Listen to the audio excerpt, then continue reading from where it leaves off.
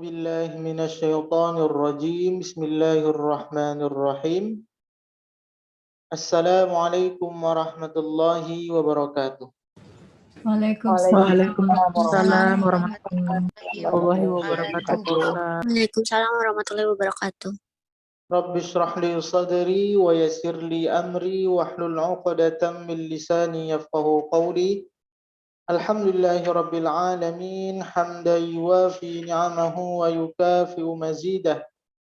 يا ربنا لك الحمد كما ينبغي لجلال وجهك الكريم وعظيم سلطانك. اللهم صل وسلم على سيدنا محمد وعلى آل محمد والحمد لله رب العالمين. Alhamdulillah ibu-ibu yang dirahmati dan diberkahi oleh Allah Subhanahu wa taala. Alhamdulillah pertama sekali mari kita bersyukur kepada Allah Subhanahu wa taala. Alhamdulillah hari ini Allah masih berikan kita nikmat iman, nikmat Islam, nikmat kesehatan dan kesempatan sehingga kita bisa melaksanakan ibadah puasa. Mudah-mudahan ibadah yang kita laksanakan ini sebagai wasilah ketaatan kita kepada Allah Subhanahu wa taala. Karena dikatakan salah seorang ulama namanya Abu Hazim, kullu ni'matin la tuqarribu minallah fahiya baliyah. Apabila ada seorang hamba yang diberikan oleh Allah Subhanahu wa taala kenikmatan, kemudian kenikmatan itu tidak membekas, tidak menjadikan ketaatan di sisi Allah Subhanahu wa taala, maka sesungguhnya kenikmatan yang ia dapatkan akan menjadi bumerang atau menjadi musibah bagi dirinya sendiri untuk dunia dan akhiratnya. Maka kita berharap kepada Allah Subhanahu wa taala dari wasilah nikmat yang Allah berikan kepada kita itu semuanya menjadi wasilah ketaatan kepada Allah Subhanahu wa taala. Selanjutnya tak lupa pula kita berselawat kepada junjungan kita Nabi besar Muhammad sallallahu alaihi wasallam. Allahumma salli wa sallim ala sayyidina Muhammad wa ala ali Muhammad. Semoga dengan kita selalu memperbanyak selawat kepada baginda Rasulullah sallallahu alaihi wasallam, kiranya kita layak dan berhak mendapatkan syafaat dari beliau. Amin ya rabbal alamin. Alhamdulillah ibu semuanya, ini tadabbur kita yang pertama di bulan Ramadan. Ramadan ini diumpamakan seperti kisah Nabi Yusuf alaihi salam yang memiliki 11 saudara, akan tetapi dari 11 saudara Nabi Yusuf alaihi salam tenggelam, tidak diperhitungkan. Kenapa? Karena satu kelebihan yang dimiliki oleh Nabi Yusuf alaihi salam dan beliau diangkat menjadi nabi utusan Allah Subhanahu wa taala. Begitulah Ramadan kali ini. Dalam satu tahun kita memiliki 12 bulan. Akan tetapi dari 12 bulan yang ada itu, bulan Ramadan ini keutamaannya bisa menenggelamkan 11 bulan yang ada karena saking dahsyatnya Ramadan ini. Itulah kehebatan Ramadan. Kemudian Ramadan ini juga bisa diumpamakan seperti antara bintang dengan bulan purnama. Kalau seandainya kita berada di malam hari, kita melihat bulan purnama yang sempurna, maka seakan-akan bintang yang banyak di langit itu tenggelam cahayanya dari bulan purnama yang kita lihat. Begitulah salah satu juga keutamaan dari bulan Ramadan ini. Kemudian apalagi salah satu keutamaan dari bulan Ramadan, keutamaan yang dimiliki bulan Ramadan. Kalau kita beramal di bulan Ramadan dan di luar bulan Ramadan itu beda keutamaan ibu-ibu. Kalau kita beribadah di luar bulan Ramadan, contohnya salah satunya ketika kita berinfak. Apa balasan dari Allah ketika kita berinfak itu? Di luar bulan Ramadan.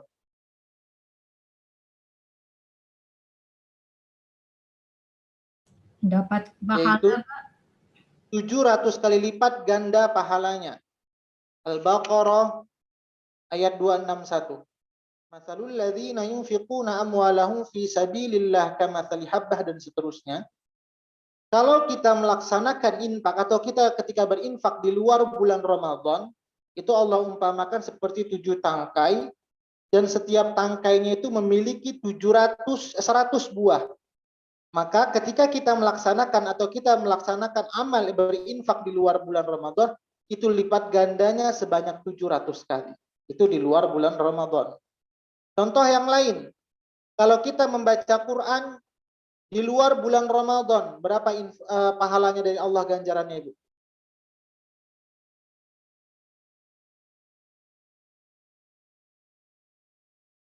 Sepuluh ya, Bu ya. Man qara harfan min kitabillah falahu bihi hasanah wal hasanatu bi asyri amsalihha. La aqulu alif lam mim harfun walakin alif harfun wa mimun lam harfun wa mimun harfun. Barang siapa yang membaca kitab Allah Subhanahu wa taala, maka Allah akan berikan satu kebaikan dan setiap kebaikan itu 10 pahalanya. Aku tidak mengatakan alif lam mim itu satu huruf, akan tetapi alif satu huruf, lam satu huruf, mim satu huruf. Itu di luar bulan Ramadan. Kemudian banyak lagi contoh-contohnya, Bu ya. Kalau kita mengerjakan sholat syuruk itu seperti melaksanakan umrah secara sempurna. Itu di luar bulan Ramadan. Kemudian kalau kita baca zikir pagi dan petang, itu seperti keutamaannya memerdekakan budak. Itu di luar bulan Ramadan. Akan tetapi, ketika kita melaksanakan bulan Ramadan, di dalam hadis Allah, di dalam hadis kudusi, apa bunyi hadisnya? Salah satunya di sini, wa ana ajzi bihi. Kata Allah, aku yang langsung akan membalasnya. Dan ini tidak disebutkan secara jelas seperti di luar bulan Ramadan. Tadi kalau infak 700, kalau baca Quran 10. Tapi ketika di bulan Ramadan kata Allah wa ana ajzi bihi. Aku yang langsung akan membalasnya dan tidak disebutkan oleh Allah Subhanahu wa taala seberapa besar balasannya. Sehingga saking besarnya para ulama mengatakan li'a'zama bihi jaza.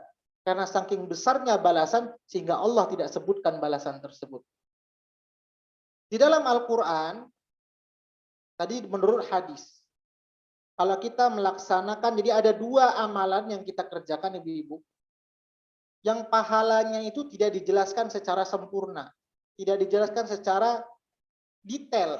Yang pertama ketika berpuasa di bulan Ramadan. Yang kedua, apa itu? Yaitu ketika seorang hamba bersabar ketika mendapatkan ujian. Maka orang yang bersabar, itu pahalanya tidak terbatas. Dalilnya surah Az-Zumar, surah 39 ayat 10. Boleh dibuka siapa membaca ibu? Az-Zumar, surah 39 ayat 10.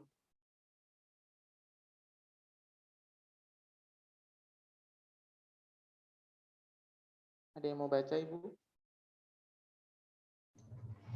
Saya bantu Pak Ustadz. Ya, boleh ibu. Ya. Ayat 10 ya.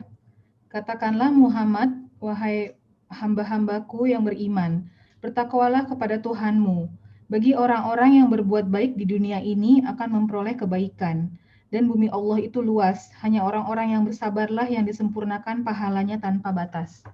Ya, jadi orang yang sabar tuh pahalanya tanpa batas. Kenapa? Karena jawabannya innallaha ma'as sabirin. Orang yang sabar itu bersama Allah. Dalilnya, ini kita sudah tadabbur juga. Al-Baqarah ayat 153. Sesungguhnya Allah bersama orang-orang yang sabar. Jadi ada 2 yang kalau ditanya memang pahalanya itu tidak Allah sebutkan. Balasannya secara detail seperti amalan-amalan yang lain di luar bulan puasa. Salah satu di bulan puasa dan ketika kita sabar, ketika mendapatkan ujian. Kenapa Allah tidak sebutkan balasannya? Ini sebagian ibu sudah saya sampaikan juga. Yang mengaji di Az-Zahra dengan di Ummahat dan Tafaqquh Fiddin, tapi nanti ini sebagai pembukanya saja. Kenapa? Kalau kita umpamakan dalam kehidupan sehari-hari, contoh ibu nih mau ngasih bapak, suami ibu-ibu semua mau ngasih hadiah ke ibu-ibu semuanya. Kalau hadiahnya sederhana, itu mungkin ya contohnya ngasih buku, ngasih Quran, ngasih makanan, itu tidak surprise, ibu biasa saja ngasihnya. Ini ada hadiah. Tapi terkadang kalau ibu-ibu ulang tahun mungkin dibelikan mobil baru, dibelikan rumah baru, biasa itu pakai kejutan luar biasa dan disembunyikan. Karena saking besarnya hadiah tersebut. Nanti kalau sudah ulang tahunnya tiba, terkadang pakai drama ngasih hadiahnya, Bu ya, harus tutup mata lah, harus hitung mundur lah, baru nanti hadiahnya dibuka. Kenapa? Karena saking dahsyatnya hadiah yang mau diberikan. Begitulah sebenarnya Allah Subhanahu wa taala, karena saking besarnya keutamaan dari Ramadan ini ketika kita melaksanakan amal ibadah, sehingga Allah menyembunyikan langsung balasannya biar Allah langsung yang memberikan surprise, kejutan kepada orang yang melaksanakan ibadah di bulan puasa. Inilah salah satu keutamaan di bulan puasa. Maka kalau ditanya dari seluruh amalan yang terbaik di bulan puasa itu adalah berinteraksi kepada Al-Quran. Makanya ibu-ibu semuanya, jadikanlah bulan Ramadan ini sebagai bulan madrasah, sebagai bulan pendidikan, sebagai bulan pembelajaran. Kita dituntut untuk bersabar, kita dituntut untuk menahan hawa nafsu, kita dituntut untuk dekat dengan Quran, kita dituntut untuk sholat malam, kita dituntut untuk berjiwa sosial, saling berbagi di antara sesama muslim. Maka tanamkanlah jiwa pendidikan yang ada di dalam bulan Ramadan ini kita bawa 11 bulan berikutnya. Apalagi kalau seandainya kita jadikan bulan Ramadan ini sebagai bulan pendidikan, seharusnya dengan kita sudah berpuasa puluhan tahun, dari masa usia setelah balik sampai sekarang, ada yang 20 tahun, ada yang 15 tahun sudah puasanya. Kalau seandainya dibaratkan puasa ini ibarat pendidikan, seharusnya kita sudah sekolah 20 tahun, 25 tahun. Seharusnya kita sudah lancar baca Qur'annya ya Bu ya. Karena kita sudah 20 tahun, 25 tahun bertemu dengan bulan Ramadan. Kenapa tidak ada perubahan dalam diri kita? Karena kita menjadikan Ramadan ini hanya sebagai rutinitas. Tahun ini ketemu 2021. Tahun 2002 nanti mudah-mudahan ketemu lagi. 2003 begitu lagi. Hanya sebagai rutinitas tahunan. Tapi kalau kita jadikan Ramadan ini sebagai bulan pendidikan, seharusnya kita punya target. 3 tahun Ramadan ini saya memperbaiki baca Quran. Sehingga kita nggak belajar ikhfa lagi. Kita nggak belajar izhar lagi. Kita nggak belajar ikhfa syafawi lagi. Itu cukup 3 tahun saja ditargetkan. Tahun keempat dan kelima sudah targetnya menghafal Quran. Tahun ke-6, tahun ke-7 seharusnya sudah memahami Quran. Kalau orang yang menjadikan Ramadan ini sebenarnya sebagai bulan pendidikan. Tapi kalau seandainya kita hanya menjadikan Ramadan ini rutinitas tahunan, maka ya tidak ada peningkatan dari Quran kita. Kenapa? Karena kalau ditanya yang paling terbaik itu amalan adalah Quran dari seluruh amalan yang kita kerjakan. Karena Ramadan ini menjadi mulia karena Al-Quran. Dan ini semuanya ibu-ibu menjadi introspeksi bagi kita bersama. Dari mulai sekarang, kalau mungkin sudah terlambat, sekarang lagi baru mulai belajar Quran, sekarang ditargetkan. Jadikan di tahun ini sebagai bulan pendidikan. Paling tidak bulan pendidikan Quran. Targetkan mau berapa Ramadan Quran kita baik. Setelah itu, jangan itu lagi. Jangan ikhfa lagi, jangan izhar lagi. Tapi sudah masuk nanti Ramadan yang keempat, sudah progresnya menghafal Quran. Dan itulah orang-orang yang menjadikan Ramadan ini sebagai target bulan pendidikan di dalam kehidupannya. Ini sebagai pembukanya saja Ibu-ibu. Sekarang kita lanjutkan tadabbur kita, yaitu surah Al-Baqarah 221. A'udzu billahi minasyaitonir rajim. Bismillahirrahmanirrahim. Wala tankihul musyrikati hatta yu'min. Wala amatum mu'minatun khairum min musyrikati walau a'jabatkum. Wala tunkihul musyrikina hatta yu'minu. Wala abdun mu'minun khairum min musyriki walau a'jabakum. Ulaika yad'una ilan nar. Wallahu yad'u ilal jannati wal maghfirati bi'idh wa yubayyinu ayatihi lin-nasi la'allahum yatadhakkarun. Dan janganlah kamu nikahi perempuan musyrik sebelum mereka beriman. Sungguh hamba sahaya perempuan yang beriman lebih baik daripada perempuan musyrik meskipun dia menarik hatimu. Dan janganlah kamu nikahkan orang laki-laki musyrik dengan perempuan yang beriman sebelum mereka beriman. Sungguh hamba sahaya laki-laki yang beriman lebih baik daripada laki-laki musyrik, meskipun dia menarik hatimu. Mereka mengajak ke neraka, sedangkan Allah mengajak ke surga dan ampunan dengan izinnya. Allah menerangkan ayat-ayatnya kepada manusia agar mereka mengambil pelajaran. Nah, inilah ayat tadabbur kita tentang pernikahan. Sekarang saya tanya dulu Ibu, apa itu arti nikah Ibu? Pernikahan. Ya, ada mungkin kita yang sudah, kalau saya mungkin baru jalan 1,5 tahun. Apa kira-kira arti nikah Ibu? Walau alam, Pak. Apa itu? Buah hati. Perjanjian. Menghalalkan hubungan lelaki dan Ya, pernikahan secara bahasa, kalau diterjemahkan nikah itu secara bahasa artinya menghimpun atau mengumpulkan. Ini secara bahasa. Sedangkan secara istilah, ini sebelum kita tadabbur ayat ini Bu ya, kita bahas dulu dari akarnya dulu. Sedangkan secara istilah, apa itu pernikahan? Yaitu suatu akad yang menghalalkan seorang laki-laki dengan perempuan yang awalnya bukan mahram untuk bersatu, yang sebelumnya juga haram untuk bersatu ya Bu ya, atau mahram atau diharamkan untuk bersatu, menjadi sepasang suami istri dengan memenuhi syarat dan rukun nikah. Apa saja nanti rukun nikahnya dan syaratnya nanti insya Allah akan kita bahas. Itulah pengertian nikah secara bahasa dan istilah. Jadi secara bahasa itu artinya menghimpun atau berkumpul. Sedangkan menurut istilah yaitu suatu akad yang menghalalkan bagi seorang laki-laki dan perempuan yang sebelumnya mereka bukan mahram, sehingga mereka diharamkan untuk berhubungan suami istri, tapi dengan akad tersebut sehingga mereka dihalalkan. Itulah pengertian nikah.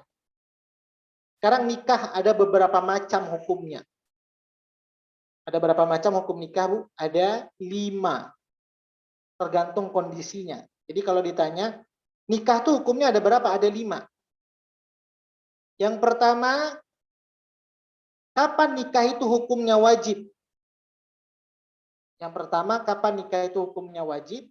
Yaitu apabila seseorang telah mampu, baik secara fisik maupun secara finansial.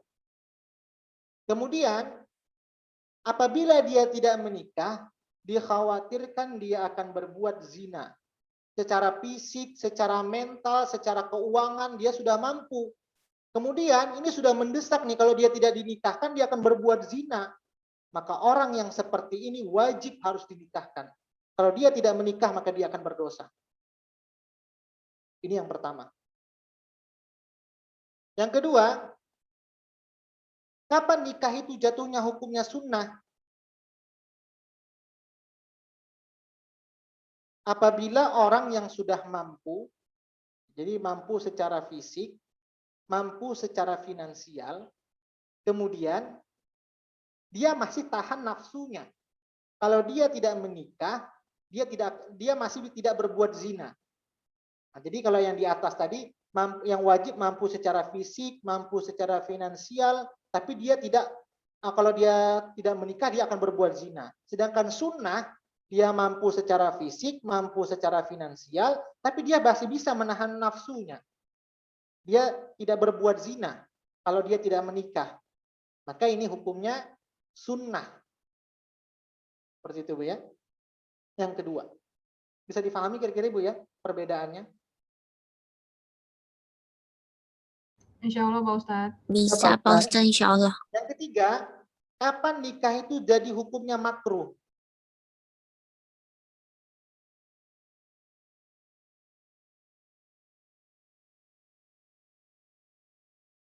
Yaitu kapan nikah itu menjadi hukumnya makruh, yaitu ketika seseorang belum memiliki niat untuk nikah, kemudian belum baik secara finansial maupun mental atau fisik tadi, kemudian ketika dia dinikahkan, dia berniat dia tidak ingin memiliki anak, maka orang yang seperti itu makruh untuk dinikahkan.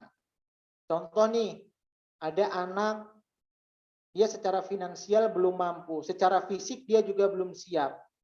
Kemudian dia dipaksa untuk nikah, karena nikah juga dia belum niat untuk nikah. Dipaksa oleh orang tuanya. Maka orang yang seperti itu makruh untuk dinikahkan. Tapi itu makruh, yaitu dibenci oleh Allah Subhanahu wa taala. Takut apa? Takut dia nanti melantarkan istrinya. Atau ada orang yang nikah. Setelah nikah dia berniat tidak ingin punya anak. Maka orang yang nikahnya tujuannya seperti itu adalah makruh, karena tujuan dari pernikahan itu adalah untuk melanjutkan generasi berikutnya. Jadi orang yang seperti itu dia ingin nikah, tapi dia nggak punya, saya nggak pengen punya anak lah. Padahal salah satu tujuan pernikahan itu untuk mendapatkan keturunan. Tapi orang yang seperti itu maka hukumnya makruh. Kemudian kapan lagi nikah itu hukumnya haram?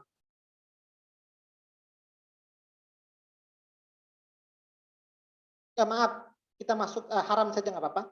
Kapan nikah itu hukumnya haram? Kawin kontrak, Pak Ustadz. Nah, itu juga salah satunya dilarang juga Bu ya. Yaitu jika seseorang kawin kontrak itu memang diharamkan juga Ibu. Salah satunya orang yang tidak mampu memberikan nafkah secara lahir dan batin kepada istrinya.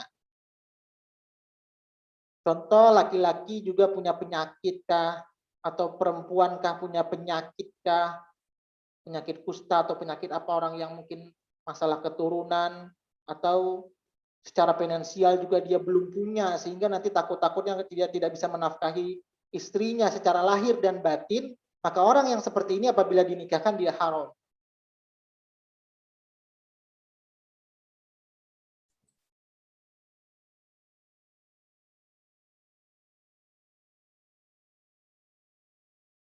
Kemudian hukum yang kelima.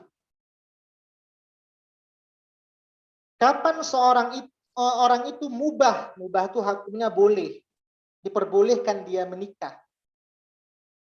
Kapan seorang itu diperbolehkan dia menikah, ini hukumnya mubah itu diperbolehkan. Yaitu ketika seseorang itu sudah memenuhi salah satu syaratnya. Apa itu salah satunya?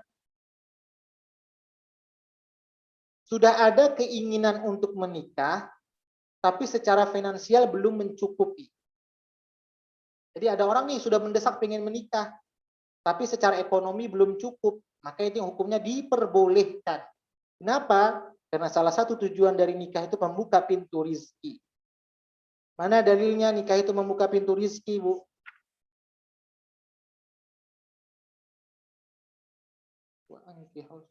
Tak boleh saya buka.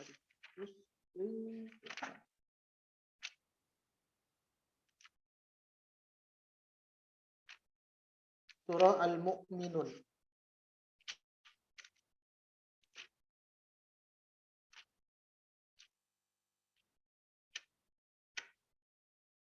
Surah An-Nur, Ibu. Surah An-Nur, surah 24 ayat 32. Jadi kalau seandainya ada pemuda nih, secara keinginan dia sudah ingin nikah, tapi keuangannya masih kurang. Karena kan kalau pemuda ini Bu ya, banyak pertimbangannya, aduh uangnya masih belum cukup nih, ada ketakutan. Tetapi secara nurani ingin menikah, tapi keuangan kurang. Maka harus Allah kuatkan. Apa Allah kuatkan? Dalilnya dari surah An-Nur ayat 32. Siapa mau baca, Ibu? Saya baca ya Ustaz. Saya baca ya Ustaz. Ya, boleh Ibu. 32.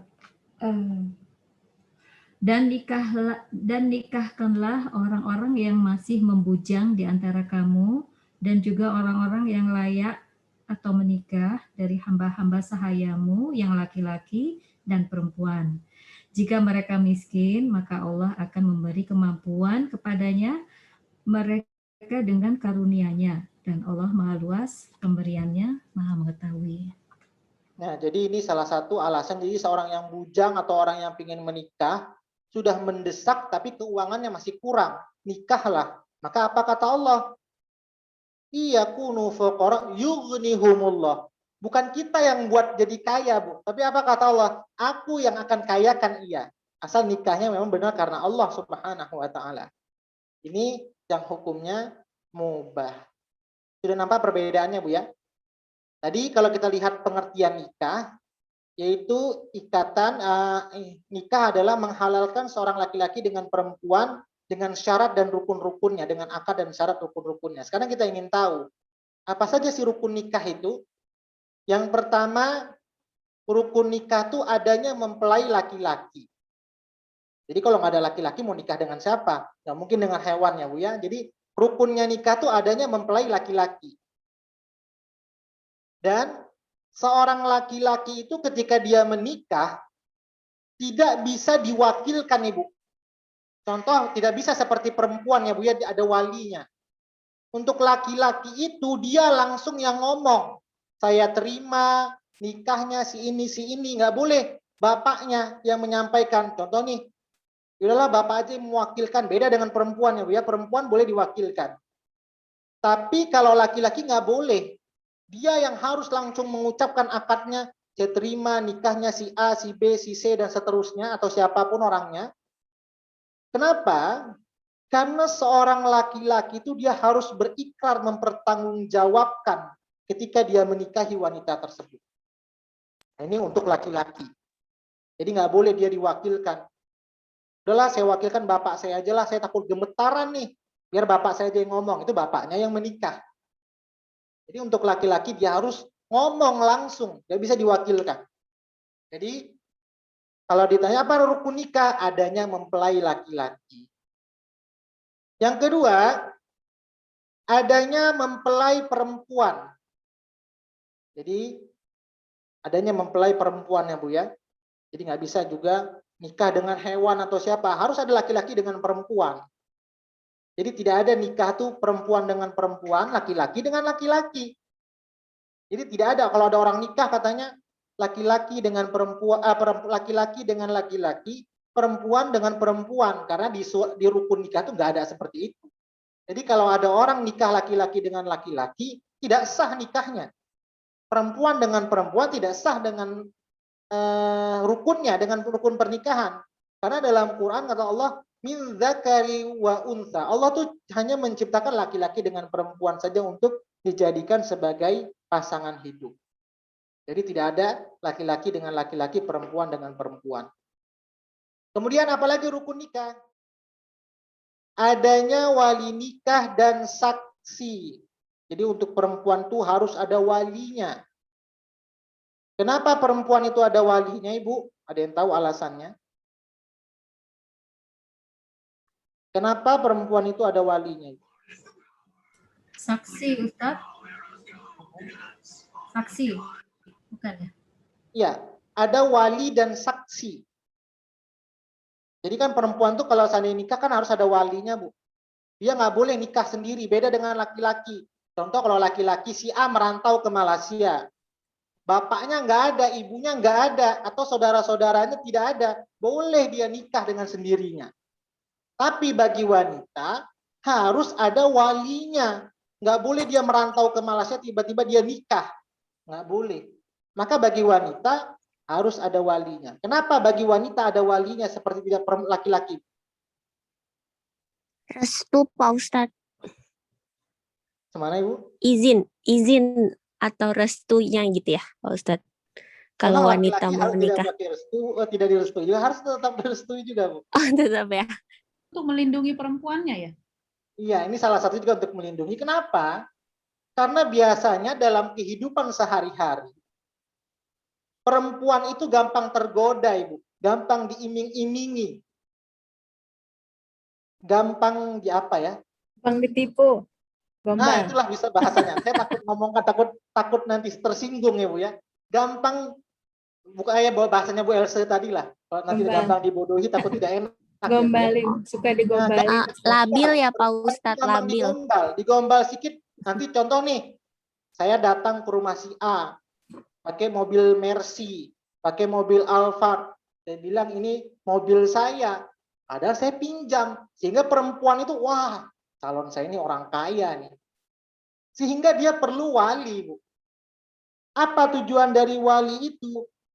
Untuk mempertimbangkan, karena perempuan itu gampang diiming-imingi, sehingga perlunya ada wali untuk meyakinkan benar nggak ini calon pasangan, main-main nggak dia ini.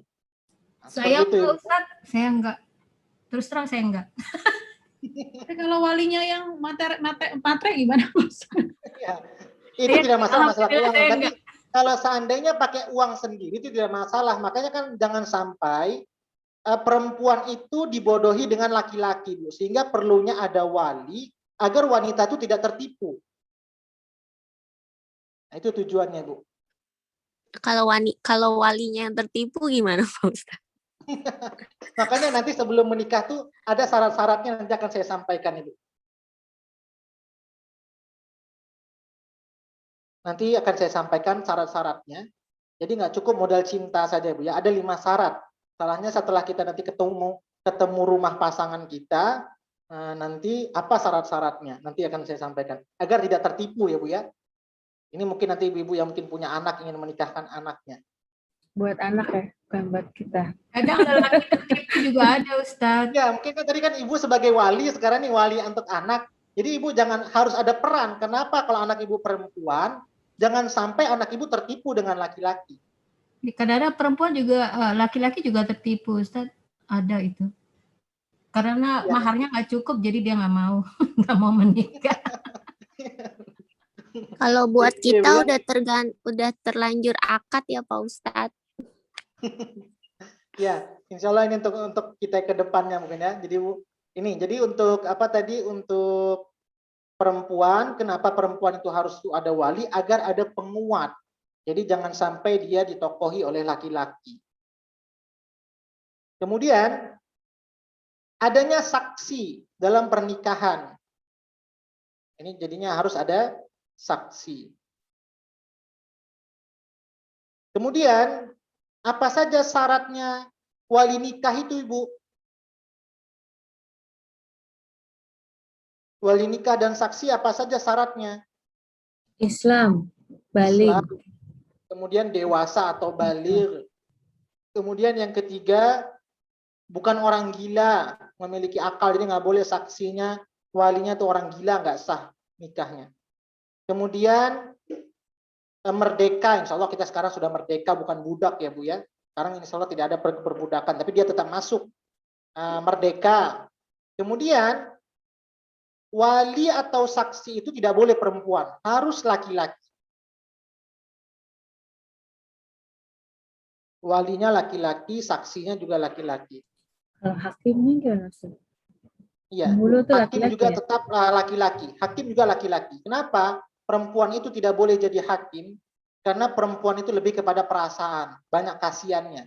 Takutnya dia ketika orang harus dihukum yang berat, timbul naruni wanita, kasihan, maka itu tidak boleh.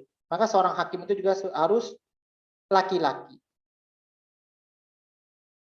Kemudian siapa saja yang boleh menjadi wali nikah? Contoh bagi perempuan, siapa yang boleh menjadi wali nikahnya? Yang pertama, ayahnya, ayah kandung, ayahnya. Kemudian, kalau tidak ada ayah siapa? Boleh saudara laki-laki kandung, abangnya kah, adiknya kah yang laki-laki, itu boleh. Contoh kalau ayahnya sudah meninggal, siapa yang bisa jadi walinya? Abang kandungnya kah atau adik kandungnya kah? Tapi laki-laki. Kemudian yang ketiga, siapa? Kakek. Tapi kakek dari ayah. Bukan kakek dari ibu. Boleh menikahkan cucunya sebagai wali. Kemudian, saudara laki-laki seayah. Contohnya adik ayah, abang ayah, apa itu, paman atau uak itu bahasanya ya. Kalau bahasa Medan itu bahasanya.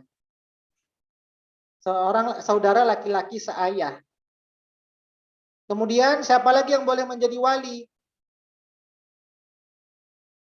Anak dari saudara laki-laki seayah. Ini keponakan bahasanya. keponakan itu boleh menjadi wali. Tapi dari ayah ya. Kemudian anak dari saudara laki-laki kandung. Contoh contoh si A punya abang. Abang ini punya anak, maka dia boleh menjadi wali.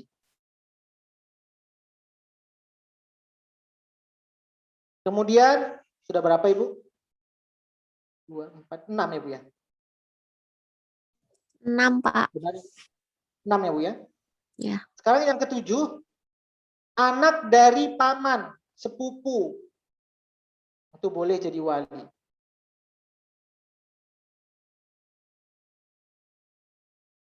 Kemudian paman kita, saudara ayah, paman Bu ya. Itu boleh jadi wali. Jadi ada berapa Bu? Ada 8 yang boleh menjadi wali nikah. Jadi nggak boleh teman kita sekolah jadi wali nikah, nggak boleh Bu ya. Atau contoh kita kerja di Malaysia, si wanita ini kerja di Malaysia, karena dia pengen ngebat nikah, pura-pura teman satu kerjanya yang jadi wali, itu nggak boleh. Ngaku jadi saudara, ini saudara saya nih, itu nggak boleh. Karena ini sering banyak kejadian ya Bu ya di luar negeri ini, karena saya pernah melihat langsung dan mengalami langsung melihat banyak orang-orang yang kerja di luar negeri sudah tahun-tahunan tidak pulang, sehingga apa? Mereka nikah tanpa wali bagi wanita. Itu tidak boleh. Hukumnya Haram. apa itu Ustadz? Oh, haram hukumnya haram, Ustadz. Ibu. Tidak sah nikahnya, berarti haram. Seperti itu haram hukumnya Bu ya. Ustadz, kalau seperti kawin massal bagaimana itu? Dia ikut kawin massal. Ya, kawin massal kan tetap ada saksinya Ibu. Boleh kawin massal. Asal ada saksinya, kemudian itu, jelas ini semuanya Bu. Boleh. Jadi ritmenya ritualnya jadi harus ada menghadirkan saksi masing-masing, wali dan saksi-saksi. Ya, saksi-saksinya dan wali-walinya setiap orang yang mau dinikahkan itu ketika ramai-ramai itu nikah massal. Pak Ustadz, Kawin massal itu apa Ustaz? Mana Ibu? Kawin massal itu apa maksud, saya tak paham. Kita orang Malaysia. Kawin massal tuh ini istilah bahasa Indonesia ya Bu ya. Ini Bu Linda orang Malaysia. Kawin massal tuh kawin beramai-ramai Bu. Jamaah, kawin berjamaah. Contohnya si A sudah dengan pasangannya, si B dengan pasangannya, si C dengan pasangannya. Dinikahkan dengan acara yang ramai-ramai. Itu namanya kawin massal. Pak Ustadz, saya ada kenalan yang saya tahu persis, dia tuh kawin sama orang Mesir ya. Tapi dia itu karena jauh dan tidak bisa balik, saya lupa kan poinnya. Jadi dia ya singkat cerita dia itu pokoknya mau minta dikawinin lah ke pasangannya ini. Jadi bapaknya itu sebenarnya orang ibunya nggak setuju, tapi bapaknya akhirnya setuju untuk menikahkan, tapi dia menggunakan wali. Jadi ketika menikah di Mesirnya itu bapaknya diwakilkan oleh orang kedutaan. Itu gimana ya hukumnya? Iya. Kalau sudah ada keikhlasan, ditelepon langsung keikhlasan seperti itu sudah izin dari orang tuanya, itu diperbolehkan. Karena sesuatu hal. Bapaknya mau ke sana juga tidak bisa, contoh kondisi sekarang corona, maka nanti bapaknya langsung yang menyampaikan. Kalau bahasanya apa itu ya Bu ya? Istilahnya menyampaikan langsung secara lisan bahwa sudah diwakilkan. Nah, itu diperbolehkan seperti itu. Dengan kondisi memang darurat. Hukumnya apa?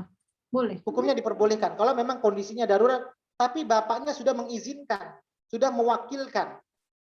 Maaf, saya tidak bisa, kan itu sudah jatuh ke negara. Maka nanti contoh nih, ada orang anak yang ditemukan tidak memiliki saudara, maka negara boleh ikut turut serta Ibu.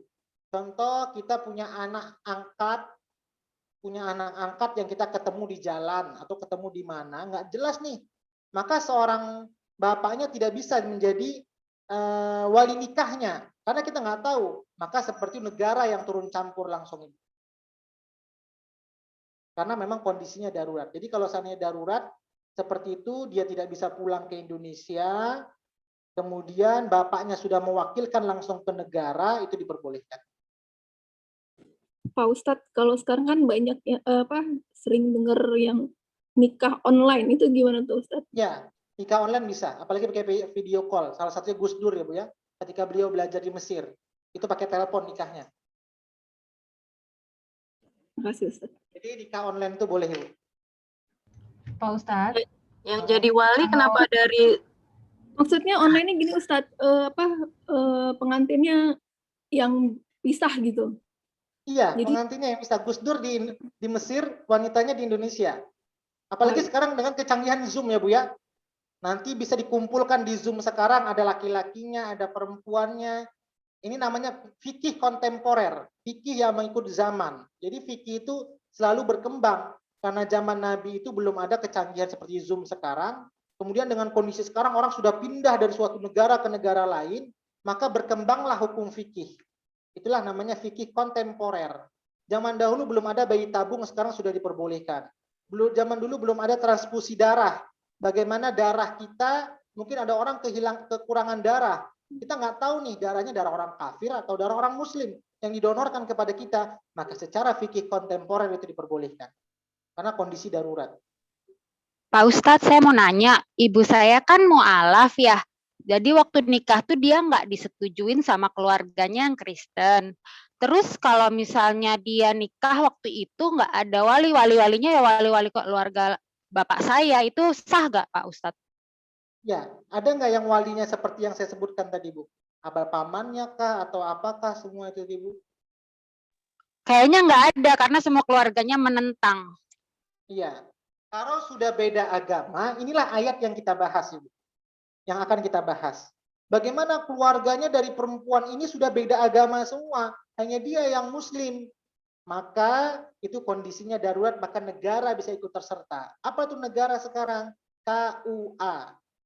Kantor urusan agama seperti apa Ibu? Ya orang-orang yang menikahkanlah kuah-kuah biasa yang menikahkan. Nah, itu kalau seperti itu kondisinya, inilah ayat yang akan kita bahas. Pertanyaan Bu Dona, nanti kita belum tadabbur, ayat 221. Baik Pak Ustadz. Artinya Islam tidak memberatkan ya Pak Ustadz? Ya, Islam itu tidak memberatkan. Kalau sudah mentok ada jalurnya, tapi mentok jalurnya itu sesuai dengan syariat juga. Ustadz, saya mau tanya Ustadz, bolehkah orang itu menikah di bulan Ramadan? Boleh Ibu. Oh boleh. Ya, Jadi yang tidak boleh itu ketika ihram. Oh, nggak maksudnya ada majelis begitu di siang hari begitu kan nggak mungkin ya. Kalau majelisnya boleh, makan-makannya nggak boleh Bu. Boleh majelis nikah, tapi kita harus berpuasa semua, nggak boleh menikmati hidangan pernikahannya Bu ya. Itu bingung ya. Ya seru. Baik Ustadz, terima kasih. Ya, takutnya kenapa orang tidak mau melaksanakan pernikahan di bulan puasa, takut-takut orang yang baru menikah itu tidak kuat menahan hawa nafsunya. Takut-takut dia melaksanakan hubungan di siang hari. Sehingga jarang orang melakukan pernikahan di bulan Ramadan. Itu sih sebenarnya Bu alasannya. Ibu Heni nikahnya makan-makan Pak Ustadz, bukan akad. Saya setelah hari raya dulu itu dekat dengan hari raya haji. Bercanda ya Bu Heni. Boleh, yang tidak boleh nikah itu ihram. Ya, kemudian adanya ijab kabul. Rukun nikah yang berikutnya tadi Bu ya, rukun nikah sudah berapa Bu rukun nikah kita? 6 tadi Bu ya. 6, 7 wali 7. Itu. Yang ya, rukun 8.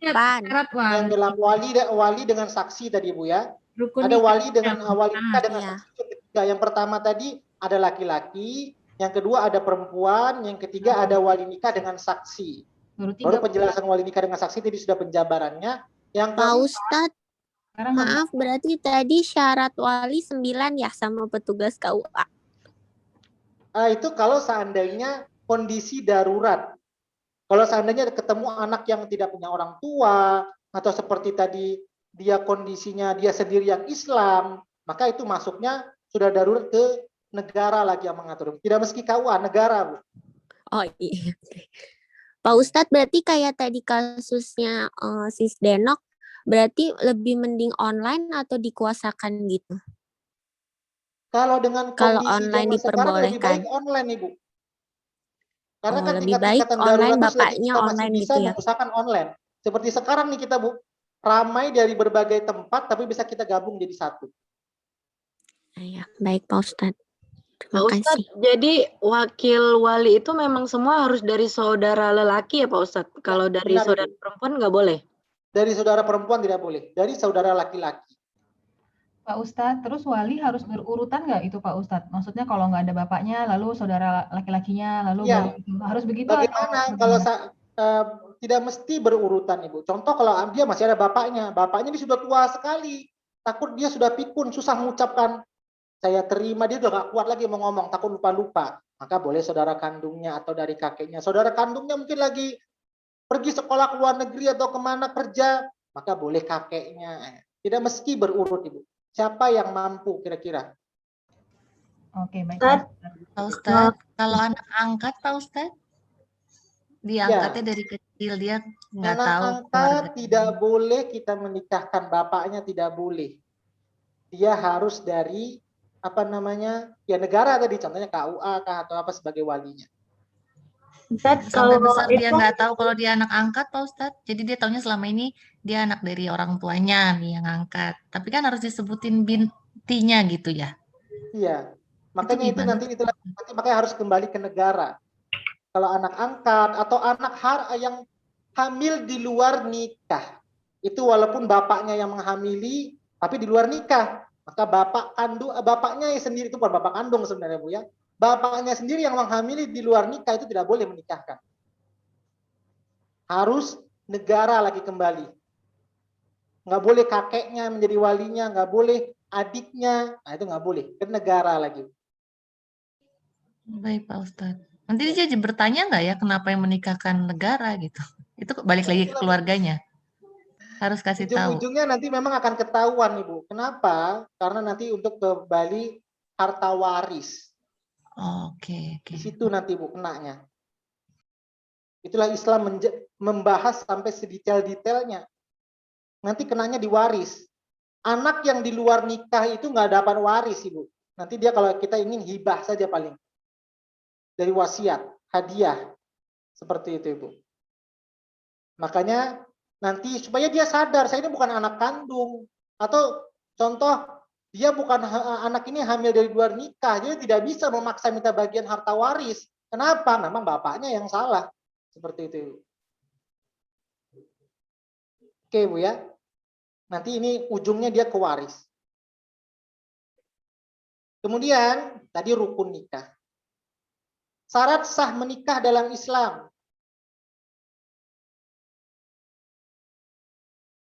Apa syarat sah menikah dalam Islam?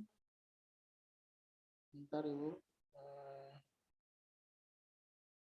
Yang pertama harus Islam.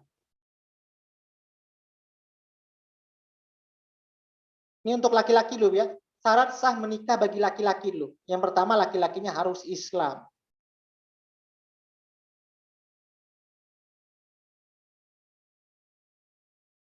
Kemudian bagi laki-laki yang pertama tadi Islam ya Bu. Yang kedua, tidak ada mahram atau kaitan saudara kandung dengan wanitanya. Jadi nggak boleh menikahi adik kandung wanita ya Bu ya. Itu satu mahram, nggak boleh. Ini syarat bagi laki-laki, menikahi yang bukan mahram kita wanitanya.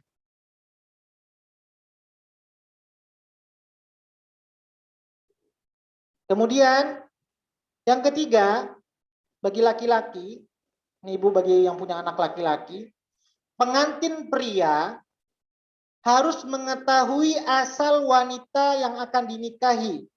Jadi harus tahu asal usulnya untuk menentukan walinya. Takutnya walinya bukan dari keluarganya. Contoh tadi saya umpamakan. Jadi kalau sana nih si A ingin menikahi si B, B ini wanita.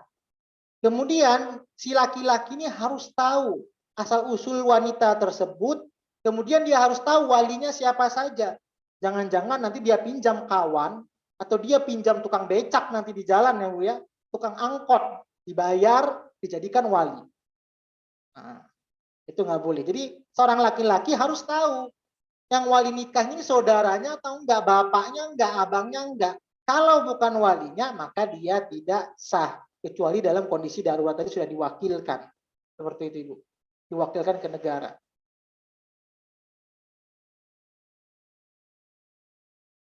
Kemudian yang keempat, bagi laki-laki masih tidak sah menikah ketika haji dan umroh, ketika ihram. Ini kalau bulan Ramadan boleh. Ketika ihram, kapan bolehnya? Sampai setelah tahallul. Setelah mencukur rambut, baru dibolehkan kita menikah. Mungkin ada orang nih pengen nikah di Mekah, selagi dia sudah berniat ihram, itu diharamkan untuk diadakan pernikahan.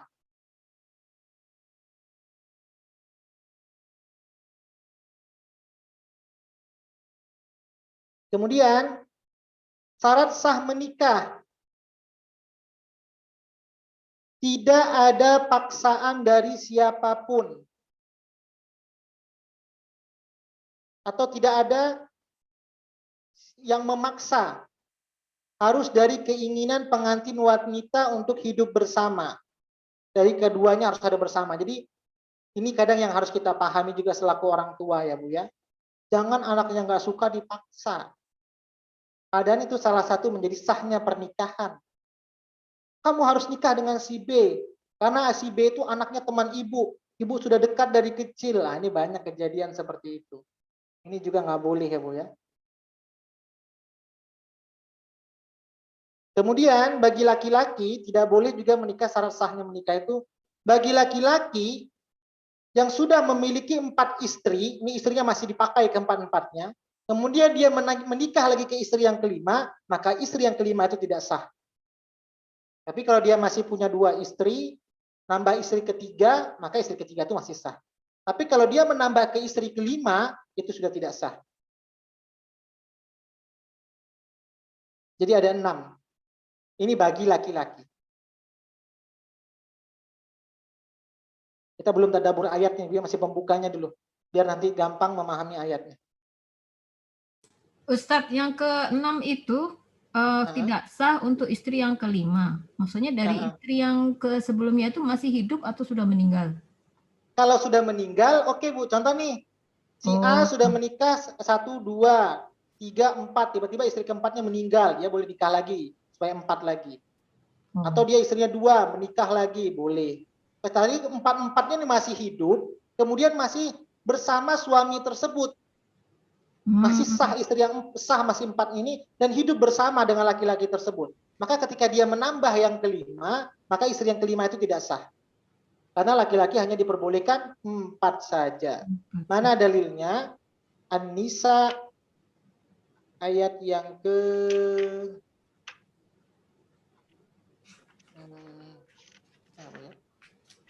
An-Nisa ayat yang ke-3. Itu dalilnya, Bu Heni. Iya, Ustaz. Ya. Kemudian itu untuk laki-laki. Untuk yang perempuan,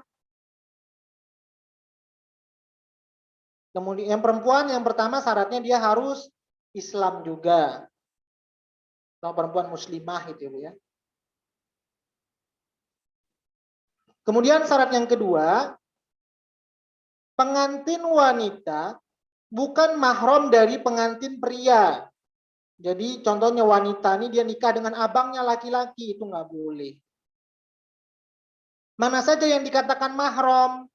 Jawabannya saya nggak sebutkan mahram yang nggak boleh dinikahi itu Bu. Dalilnya ini salah satu contohnya saja Bu ya. Mahram itu luas. Dalil yang dikatakan mahram itu dalam surah An-Nisa ayat, nanti boleh dibaca sendiri siapa saja orangnya di dalam Bu. An-Nisa ayat 23. Itu mahram yang tidak boleh dinikahi. An-Nisa 23.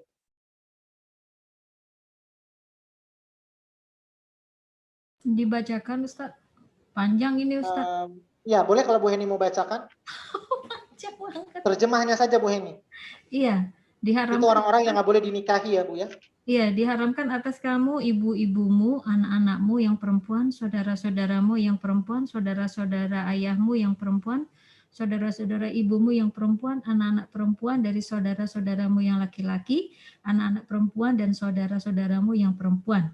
Ibu-ibumu yang menyusui kamu, saudara-saudara perempuanmu sesusuan, ibu-ibu, istrimu atau mertua, anak-anak perempuan dari istrimu atau anak tiri yang dalam pemeliharaanmu dari istri yang telah kamu campuri.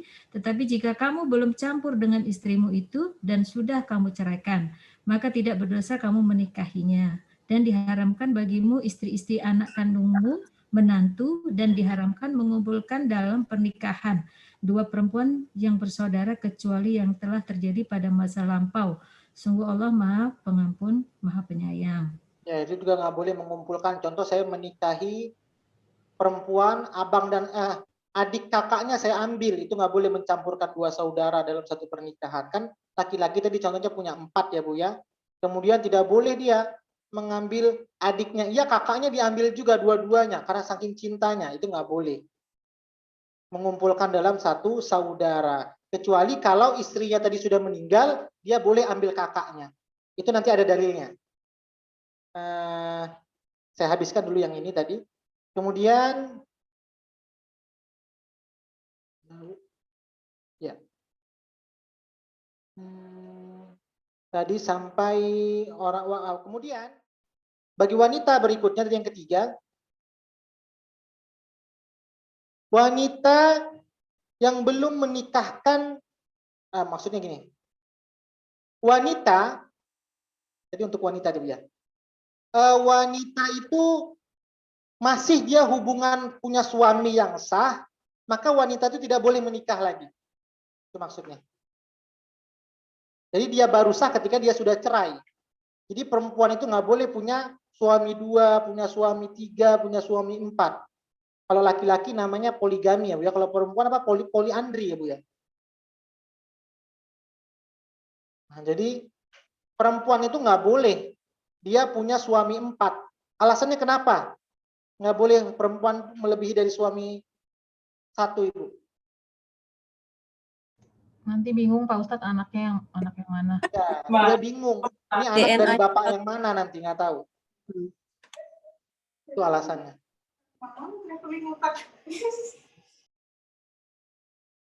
Kemudian yang kelima, perempuan itu haram menikah ketika dia masa iddah. Keempat ya Ustadz ya? Yang kelima. Yang pertama dia muslim, ya, atau muslimah yang beriman intinya. Yang kedua bukan saudara sekandung atau mahram. Ketiga wanita yang mempunyai. Yang ketiga yang tadi nggak boleh perempuan itu selagi dia masih menikah sah punya suami, dia nambah suami lagi kecuali suami sudah meninggal atau cerai baru dia boleh nikah. Baru yang keempat tidak boleh dalam masa ihram haji atau umroh, sama seperti laki-laki tadi, nggak sah nikahnya kalau seperti itu.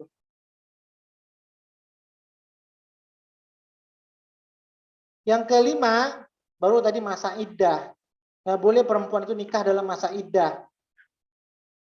Nanti masa iddah ada 2, nanti saya jelaskan lagi berikut. Nah inilah syarat sah menikah dalam Islam. Kemudian kita pindah tema berikutnya. Pak Ustadz, sebelumnya ada pertanyaan di chat Pak Ustadz. Oh iya Bu. Ada 2 pertanyaan.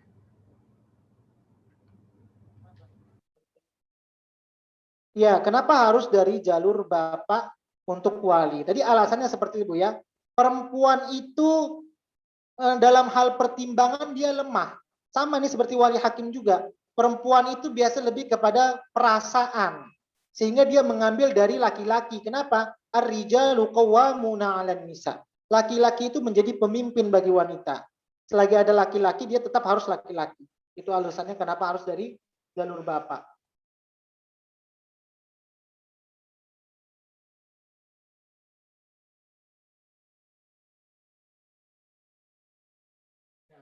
Bagaimana nih kalau seandainya punya anak yang hamil di luar nikah, kemudian anaknya ditulis pakai binti bapaknya, kemudian sudah terlanjur ditulis bapaknya, apakah harus dihapus? Kalau sudah terlanjur insya Allah nggak apa-apa Bu, dimaafkan kalau tidak tahu. Tapi kalau dia sudah tahu tetap ditulis saja itu tidak boleh. Itu jawabannya. Kalau tidak tahu tidak masalah. Oke, sekarang kita ke tema berikutnya, kita sampai azan asar ya Bu ya. Nanti kalau nggak cukup tadaburnya kita lanjutkan karena memang pernikahannya agak panjang. Bagaimana menjalin surga sakinah mawaddah warahmah kita belum bahas. Nur Quran. Apa tanggung jawab suami? Apa tanggung jawab istri? Nah, ini harus kita pahami tugas kita masing-masing. Kemudian bagaimana merawat keluarga agar terus bisa langgeng. Nah, ini ada menurut Quran semuanya. Kita belum tadabbur dulu, tapi ini kita masih membahas berkaitan tentang nikah. Kemudian, judul berikutnya, ada perempuan-perempuan yang haram untuk dinikahi, kemudian ketika dia beralih ke suatu yang lain, dia boleh dinikahi. Bisa dipahami judulnya, Bu? Ada seorang wanita yang haram untuk dinikahi, kemudian ketika dia beralih ke sesuatu yang lain dari yang sebelumnya, maka dia boleh dinikahi. Bisa dipahami judulnya, Bu? Belum Ustadz, belum paham. Beralih tuh Ini saya Kayak bagaimana agama caranya? gitu awalnya gitu Contohnya, ya Pak. inilah ayat yang mau kita tadaburi sekarang, Bu. 221, ayat salah satu ayatnya. Contohnya, diharamkan menikahi wanita musyrik yang bukan beriman. Kapan dia menjadi halal? Ketika dia sudah mu'alaf. Bisa dipahami kalau kira-kira judulnya seperti itu. Ada diharamkan menikahi wanita yang gimana ya membahasakannya? Diharami menikahi wanita yang apabila dia belum berubah ke sesuatu yang sebelumnya. Karena sebelumnya contoh musyrik. Ketika dia sudah mu'alaf, dia menjadi halal. Oh, jadi tidak boleh menikahi selain Islam sebelum Ini dia saja saya membahasakannya. bingung. Pernikahan yang diharamkan bagi wanita yang karena sebab atas dirinya. Ini mungkin bahasa yang enaknya. Penyebab atas dirinya.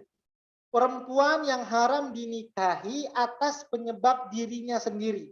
Ini mungkin bahasanya yang enak. Yang pertama, ayat yang kita ingin tadaburi, yaitu ayat Al-Baqarah 221.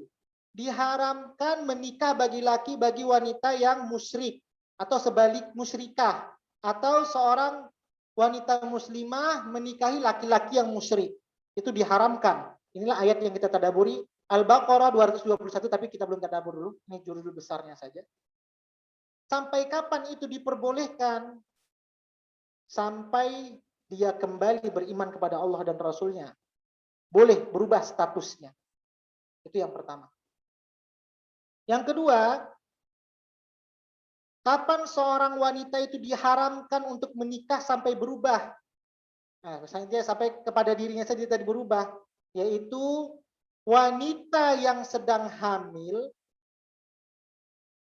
atas perbuatan zina atau akibat cerai.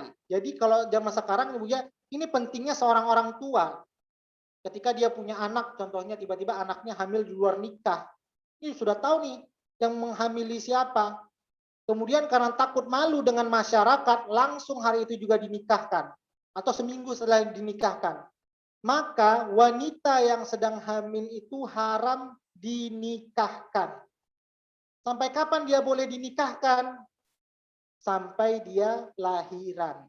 Atau seorang suami, tiba-tiba lagi istrinya hamil, dia cerai. Kemudian dia pingin balik lagi rujuk. Nggak boleh rujuknya ketika istrinya sedang hamil. Sampai kapan dia boleh rujuknya? Anaknya tetap sah. Tapi beda yang hamil di luar nikah tadi. Tapi kapan seorang wanita itu boleh kembali lagi dinikahi? Sampai dia melahirkan. Mana dalilnya? Surah At-Tolak ayat 4.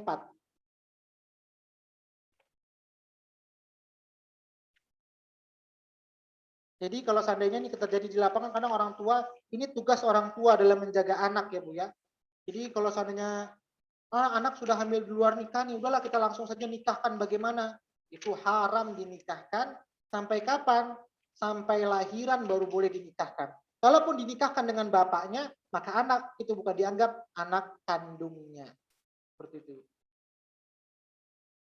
Surah At-Tolak ayat keempat, Ibu. Boleh dibuka, Ibu? Saya baca Pak Ustadz. Ya, boleh dibaca, Ibu. Bismillahirrahmanirrahim. At-Tolak ya Pak Ustadz ya? Iya, At-Tolak ayat 4. Perempuan-perempuan yang tidak haid lagi atau menopause di antara istri-istrimu, jika kamu ragu-ragu tentang masa idahnya, maka idahnya adalah 3 bulan. Dan begitu pula perempuan-perempuan yang tidak haid. Sedangkan perempuan-perempuan yang hamil, waktu idah mereka itu sampai mereka melahirkan kandungannya. Dan barang siapa bertakwa kepada Allah, niscaya dia menjadikan kemudahan baginya dalam urusannya. Ya, jadi wanita-wanita yang hamil itu baik hamil karena di luar nikah, baik hamil ketika dia bercerai, tidak boleh seorang wanita itu menikah. Sampai kapan dia boleh menikah lagi? Sampai anaknya lahir. Itu yang kedua. Status anaknya Dan bagaimana Pak Ustadz? ya status anaknya kalau yang di luar nikah tadi ya haram Ibu. Tidak dapat jadi anak kandung. Tapi kalau seandainya yang cerai tadi, dia tetap anak kandung. Karena dia sebelumnya menikahnya sudah jalur sah. Sedangkan yang di luar nikah tadi, dia anaknya tidak sah. Maka kapan dia boleh rujuk kembali kepada istrinya? Kalau yang cerai tadi, setelah dia lahir. Gak boleh, aduh saya pengen balik lagi nih. Istrinya ketika diceraikan sedang hamil. Dia ngebet laki-lakinya pengen balik lagi ke istrinya yang lama sudah diceraikan. Tidak boleh sampai istrinya hamil, baru akan dibolehkan rujuk kembali. Oh, Ustadz, memang boleh menceraikan istri yang sedang hamil? Kan katanya tidak boleh meninggalkan keadaan istri lagi terlambat berapa bulan atau 1 bulan, begitu kan nggak sah itu cerainya. Ya, istri yang sedang hamil boleh diceraikan. Ketika mungkin dia sudah tidak bisa mempertahankan lagi keluarganya, sudah tidak kuat lagi, kalau dipertahankan istri sedang hamil, dianiaya terus dengan suaminya, maka tidak boleh dipertahankan sampai besok-besok lagi, Bu. Contoh ditampari atau dipukuli istrinya. Ini dalam kondisi hamil juga. Setiap hari suaminya marah-marah mukuli, maka seperti itu harus disegerakan karena sudah menganiaya seorang wanita. Baik. Nah, kalau tiba-tiba dia bertobat, tiba-tiba seminggu setelah dia dicerai, bercerai tobat laki-lakinya, sadar dia, maka nggak boleh dia langsung balik ketika itu juga, sampai anaknya lahiran. Seperti itu, Ibu. Baik, Ustaz. Ya. Pak Ustadz. Halo? Ya, Bu Debi ya. Suara Bu Debi ini saya lihat. Pak Ustadz nanti aja, mangga silakan. Lanjut. Ya, Pak Ustadz mau nanya masalah yang tadi di luar nikah ya. Saya punya saudara, dia punya anak 3 ya, tapi menikahnya di luar nikah, yang anak pertama. Nah, kalau itu statusnya bagaimana tuh Pak Ustadz setelah itu kan dia menikah di luar hamil di luar nikah, menikah punya anak, hamil di luar nikah, terus punya anak 3, yang 2 anak keduanya itu gimana? Status ya, pernikahan sah, anak satunya di luar nikah ya Bu ya. Betul. Maka bapaknya tidak berhak menikahkannya nanti. Kalau dia perempuan, kalau laki-laki dia bisa berdiri sendiri. Anaknya bisa menikahkan diri sendiri. Kebetulan anak anaknya pertamanya perempuan ya? Perempuan semua. Oh, perempuan semua, berarti bapaknya tidak berhak menikahkan anaknya. Kemudian seorang anak tidak berhak mendapatkan ahli warisnya. Nah, ini jadi korbannya anak. Itu. Tiga-tiganya itu enggak. Ketiga anak perempuannya itu. Kalau yang sudah nikah tadi, anak kedua dan ketiganya itu sah. Kenapa? Karena memang dapat anaknya setelah menikah. Tapi kalau anak yang pertama, karena dapat anaknya di luar nikah, maka anak yang pertama itu tidak boleh dinikahkan oleh bapaknya. Bapaknya tidak boleh menjadi wali nikah. Kemudian dia tidak berhak mendapat harta waris. Kemudian kalau status pernikahannya sendiri, Pak Ustadz, gimana itu? Waktu dulu gimana Bu? Setelah hamil 2 nikah langsung dinikahkan atau tunggu anaknya lahir? Langsung dinikahkan. Nah, pernikahannya tidak sah. Jadi harus menikah lagi. Menikahnya karena memang sekarang sudah atas dasar ketidaktahuan, wallahu a'lam ya, harus nikah lagi, itu seharusnya dari Kementerian Agama seharusnya yang bertugas untuk menyampaikan. Dia harus tanya secara detail. Walaupun anaknya sudah 3 gitu bertambah gitu ya, itu masih tetap tidak sah. Wallahu a'lam tidak sahnya, tapi kalau ditanya nikahnya sah atau tidak, nanti saya nggak ngerti masalah anaknya haram atau tidak yang kedua ketiga. Tapi selama dia menikahnya dalam kondisi hamil anaknya yang di luar nikah itu, maka nikahnya tidak sah. Kapan nikah itu menjadi sah? Ketika anak yang di luar hamil itu dia sudah lahir baru dia dinikahkan. Kalau dilihatnya memang secara agama tidak sah, maka akan berdampak anak kedua dan ketiganya juga Bu. Kenapa? Karena nikahnya dianggap tidak sah. Seperti itu. Tapi takut kalau kita ngomong langsung ke dia tersinggung ya Bu ya. Susah tapi juga. Tapi kalau misalkan kita udah tahu nih Pak, terus sebaiknya kalau itu nikah ulang atau gimana Pak? Kalau Ustaz. mungkin kita ragu, boleh nanti disaksikan oleh para KUA juga, mungkin dilika ulang, nggak masalah juga Bu. Atas mungkin lebih keyakinan kita. Iya, maksudnya biar lebih ini ya. Lebih tenang, ada ketenangan. Maka dalam rumah tangga itu sakinah, mawaddah, warahmah. Adanya ketenangan. Nanti akan dijelaskan juga apa faktor-faktor yang menjadikan kita mendapatkan ketenangan dalam menjalani rumah tangga. Baik, makasih Pak Ustadz. Ini karena di Medan sudah azan Oh, asar ngerti. ini Bu. Ya, nampaknya kita belum selesai, kita baru 2 ya Bu ya. Tadi yang perempuan yang sebelumnya haram bisa menjadi halal kapan saja, baru 2 yang kita bahas. Kita juga belum tadaburnya. Insya Allah besok di hari Ahad masih ayat yang sama, karena kita belum tadabur. Mungkin ini saja yang dapat saya sampaikan, lebih kurangnya mohon maaf. Semoga yang sedikit ini bisa bermanfaat, dan pembahasan pernikahan ini sangat panjang. Mudah-mudahan nggak apa-apa kita agak lambat-lambat, yang penting kita bisa memahami satu persatu. Ini saja mungkin yang dapat saya sampaikan, lebih kurangnya mohon maaf. Kita tutup dengan doa Ibu semuanya. A'udzu billahi minasyaitonir rajim. Bismillahirrahmanirrahim.